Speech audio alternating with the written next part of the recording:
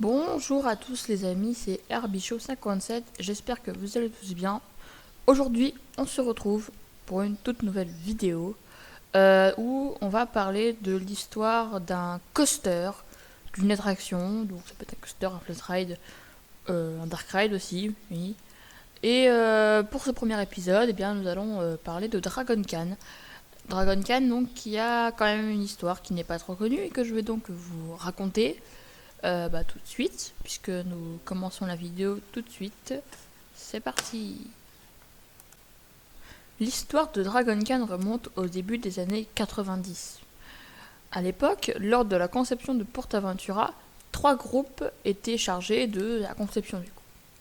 Il y avait tout d'abord Busch Garden, qui détenait les parcs Busch Garden Tampa et Busch Garden Williamsburg, la Banque nationale d'Espagne, mais aussi le groupe Tusso, qui deviendront par la suite Merlin Entertainment et qui détenaient entre autres à l'époque Alton Towers.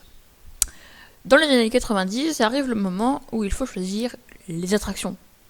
Et surtout, le coaster phare du parc. Parce que oui, en général, au début des années 90, l'attraction phare du parc, c'est un coaster. On le voit bien avec le parc Astérix, qui à l'époque c'était Culturix, Alligator, au début c'était Anaconda, à l'époque ça s'appelait Big Bang Schtroumpf. Enfin voilà, il y avait pas mal de... c'était souvent des coasters, les attractions phares. Et bien à l'époque, ce qu'il faut savoir, c'est que c'était Aerodynamics qui était pressenti pour concevoir le coaster et le construire. Aerodynamics est une société qui a été fondée en 1946 aux États-Unis. Cette société était les précurseurs, si on peut dire ça comme ça, des style coasters modernes, c'est-à-dire en gros des coasters en métal. Parce que avant, ce qu'il faut savoir, c'est que c'était quasiment tout le temps des wooden coasters qu'on retrouve dans les parcs, donc des wooden coasters, des coasters en bois qu'on peut en voir en France, Tonnerre de Zeus, Anaconda ou d'Express, etc. Et Arrow arrivé avec ce concept révolutionnaire, ont inventé pas mal de modèles de coasters qui aujourd'hui sont extrêmement connus, les trains de la mine, les hypercoasters, les steel coasters, les loopers, etc. Ils ont fait pas mal de coasters qui sont assez connus, comme Runaway Mine Train, Matterhorn Bobsled, Magnum XL 200, ou même encore Viper. Et encore aujourd'hui, il y a pas mal de Arrow dans le monde, plutôt aux États-Unis, parce qu'en Europe, on n'en a pas tellement. D'ailleurs, je crois que le seul Arrow qui doit avoir en Europe, c'est El Diablo. Faudra qu'on me redise. Enfin, c'est le seul que je connais, donc dites-moi en commentaire si vous en connaissez d'autres. Mais voilà, c'était pour la petite histoire de Aerodynamics. On reprend la vidéo tout de suite. Cependant, un coaster va ouvrir à Busch Garden Williamsburg et il va complètement changer la donne.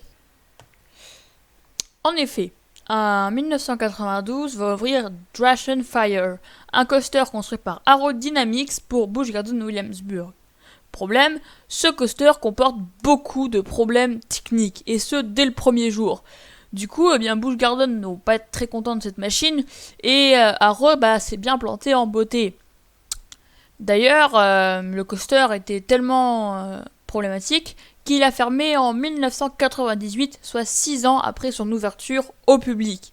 Ce qui est très peu pour une montagne russe. Cette montagne russe étant un véritable échec, Busch Garden Williamsburg et Arrow ne vont plus si bien s'entendre que ça. Busch Garden va donc bouder le constructeur et vous refusez qu'il conçoive le coaster de PortAventura. Et au même moment, Tusso ressortait il y a quelques années d'une réussite avec Nemesis, un inverted coaster Bolliger et Mabillard qui est ouvert à Alton Towers. Du coup, les deux sociétés ont décidé à l'unanimité de choisir BM pour concevoir le coaster de PortAventura. La société suisse est contactée et les travaux du coaster commencent en 1992. Le coaster ouvrit donc le 1er mai 1995. Du haut de ses 45 mètres de haut et de ses 1270 mètres de long, avec une vitesse de pointe de 100 km/h, Dragon Khan est un monstre en sensation. Et à son ouverture, c'était une véritable bombe. Il a battu beaucoup de records, mais aujourd'hui, il n'en détient plus tellement. Il détenait entre autres le record du nombre d'inversions avant d'être détrôné par Colossus à Thorpe Park, puis le record aussi du plus haut looping du monde avec 36 mètres de haut avant d'être battu par Mantis qui deviendra Rougarou à Cedar Point, puis Full Throttle et enfin Flash.